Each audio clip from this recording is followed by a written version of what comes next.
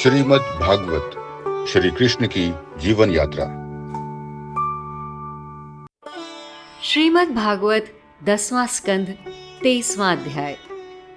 सुदर्शन और शंखचूर्ण का उद्धार। श्री सुखदेव जी कहते हैं कि एक बार नंद बाबा और गोपों ने शिवरात्रि के अवसर पर गाड़ियों में बैलों को जोतकर अंबिका वन की यात्रा करी।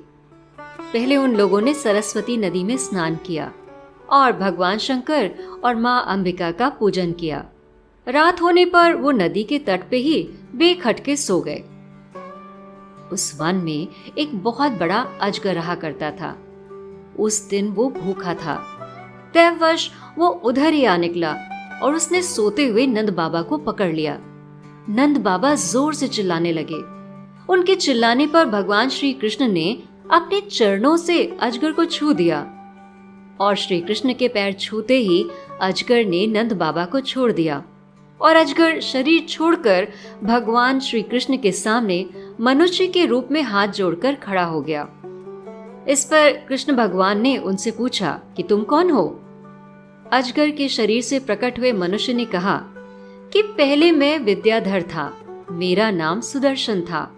एक दिन मैंने एक कुरूप ऋषि को देखा जिसका नाम अंगिरा था। मैं उनकी हंसी उड़ाने लगा। मेरे इस अपराध से क्रोधित होकर उन्होंने मुझे अजगर बन जाने का श्राप दे दिया। ये उसी का असर है। पर आपके चरण कमलों का स्पर्श होते ही मेरे सभी पाप नष्ट हो गए हैं और इस प्रकार से सुदर्शन का उद्धार हुआ। मैं वीरा श्रीमद् भागवत के 10वें स्कंद के एक एक अध्याय को आप तक पहुंचा रही हूँ। तो ये तो हुआ सुदर्शन का उद्धार। अब देखते हैं शंखचूर्ण के साथ क्या हुआ। एक बार की बात है कि भगवान श्री कृष्ण और बलराम जी रात के समय गोपियों के साथ विहार कर रहे थे। उसी समय वहां शंखचूर्ण नाम का एक यक्ष आया। वो कुबेर का दास था। उन दोनों भाइयों के देखते ही देखते वो गोपियों को लेकर उत्तर दिशा की ओर भाग गया। उसी समय वो दोनों भाई भी उनके पीछे दौड़े। यक्ष ने जब देखा कि काल और मृत्यु जैसे ये दोनों भाई कृष्ण और बलराम मेरे पास आ गए हैं, तो उसने गोपियों को छोड़ दिया और अपने प्राण बचाने के लिए जोर से भागा। श्री कृष्ण भी उसके पीछे दौड़ते हुए चले गए। वो चाहते थे कि उसके सर की चूड़ामणि को वो निकाल लें। उसके कुछ दूर भागने के बाद ही भगवान ने उसे पकड़ लिया और उसके सर पर कस कर घूंसा मारा, तो चूड़ामणि के साथ उसका सिर धड़ से अलग हो गया। श्री कृष्ण भगवान ने चूड़ामणि को निकाला और ब्रज लौट आए और उन्होंने वो मणि बलराम जी को दे दी। इस प्रकार से उन्होंने शंखचूर्ण यक्ष का भी उद्धार किया। श्रीमद् भागवत के 10वें स्कंद का 23वां अध्याय समाप्त हुआ और अब 24वां अध्याय, जिसमें है अरिष्टासुर का उद्धार और कंस का श्री अक्रूर जी को ब्रज भेजना। श्री सुखदेव जी परीक्षित से कहते हैं कि जिस समय भगवान श्री कृष्ण ब्रज में प्रवेश कर रहे थे, वहां आनंद उत्सव मचा हुआ था। उसी समय अरिष्टासुर नाम का एक दैत्य बैल का रूप रखकर वहां चला आया और उसने तीखे सींगों से सभी गोपियों को भयभीत करना शुरू कर दिया। श्री कृष्ण उससे बोले, देख, तुझ जैसी दुरात्मा के बल का घमंड मैं चूर चूर करने वाला हूँ। उनकी आवाज सुनकर वो दैत्य तिल मिला उठा। उसने अपने खुरों से धरती को खोदा और जोर से भगवान श्री कृष्ण की ओर झपटा। भगवान श्री कृष्ण ने अपने दोनों हाथों से उसके सींग पकड़ लिए और उसको हाथों से उठाकर जमीन पर पटक दिया और अपने पैरों से दबाकर उसके प्राण हर लिए और इस तरह से उन्होंने अरिष्टासुर का उद्धार किया। भगवान श्री कृष्ण की लीलाएं ऐसे ही अपार अद्भुत हैं। एक बार की बात है, महर्षि नारद कंस के पास पहुंचे। उन्होंने कंस से कहा, कंस, जो कन्या तुम्हारे हाथ से छूटकर आकाश में चली गई थी वो यशोदा जी की पुत्री थी और ब्रज में जो इस वक्त है वो देवकी के पुत्र श्री कृष्ण हैं।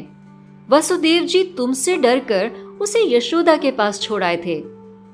नारद जी तो नारद जी ही हैं। ऐसे ही थोड़ी उन्हें कहा जाता है कि इधर की उधर करते हैं। बस उन्होंने कंस को सच बताया और वहां से निकल लिए। कंस को बहुत गुस्सा आया और कंस ने केशी नामक दैत्य को बुलाया और कहा, तुम ब्रिज में जाकर बलराम और श्री कृष्ण को मार डालो। उसके बाद उन्होंने मुष्टिक, चाड़ूर, शल और तोशल इन पहलवानों को भी बुलाया और कहा कि तुम लोग कुश्ती लड़ने के बहाने कृष्ण और बलराम को मार डालना और दंगल के फाटक पर अपने कुबलया पीड़ हाथी को खड़ा करना, ताकि अगर वो तुमसे भी बचकर उधर से निकले तो वो हाथी उन्हें मार सके। इतना कहने के बाद भी कंस को यकीन नहीं हुआ कि वो श्री कृष्ण और बलराम का वध कर पाएंगे, तो उन्होंने यदुवंशी अक्रूर जी को भी बुलाया और उनसे कहा, भोजवंशी और वृष्णिवंशी यादवों के पास जाओ और वसुदेव के दोनों पुत्र कृष्ण और बलराम को अपने रथ पर बिठाकर यहाँ ले आओ, और एक काम करना, नंद बाबा और गोपों को भी यहाँ ले आना। उनसे ज्यादा कुछ नहीं कहना, बस इतना ही कहना कि वो लोग धनुष यज्ञ का दर्शन करें और यदुवंशियों की राजधानी मथुरा की शोभा देखने के लिए यहाँ पर आएं।